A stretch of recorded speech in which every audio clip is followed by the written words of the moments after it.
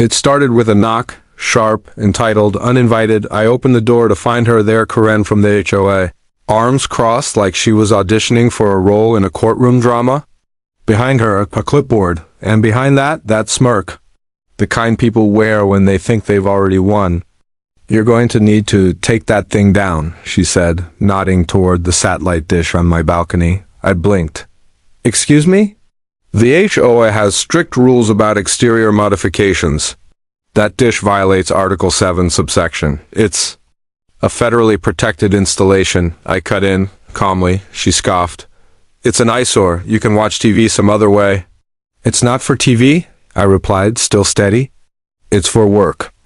Karen leaned in, nose wrinkled like she'd caught a bad smell. And what exactly do you do that you need a dish the size of a trash can, lid pointed at the sky?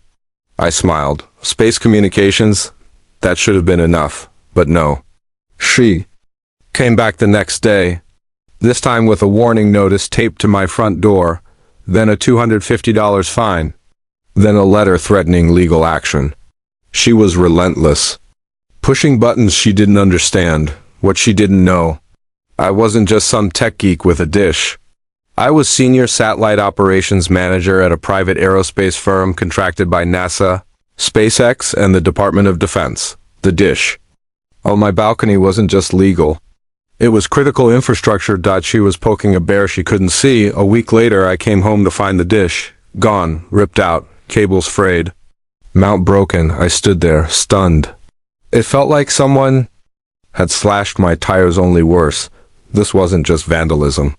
This was a breach of federal protocol, of contracts, of everything I stood for professionally. The next morning, I filed 3 reports with the HOA for unlawful property removal, with the FCC for interference with federally licensed satellite communications, with my firm's legal department, who had very strong feelings about people tampering with aerospace tech. By noon, Karen received a cease and desist letter delivered via courier.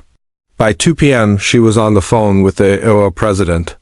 By 6 p.m., there was an emergency meeting in the clubhouse. I attended, of course. She started shouting the second I walked in. She's putting up spy equipment, endangering the neighborhood. I calmly handed out copies of my FCC license, my firm's statement, and an excerpt from the over-the-air reception devices rule of federal law stating that no HOA could legally prohibit satellite dishes used for legitimate communication purposes. Silence fell like gravity. Then I added, also, this is a photo of the new dish being installed tomorrow morning. It's larger and it's permanent. Karen stood frozen. HOA members shifted uncomfortably. The president cleared his throat. We weren't aware of the federal protections involved. No, I said, eyes locked on Karen. She wasn't. The next morning, a new dish went up, bigger, sleeker, sharper. I even added a weatherproof plaque underneath it. This installation complies with FCC Title 47, Section 1.400. Karen hasn't spoken to me since, but now she gets excellent reception. You're welcome. Some people think they're in charge of the neighborhood until the sky reminds them who's really in control.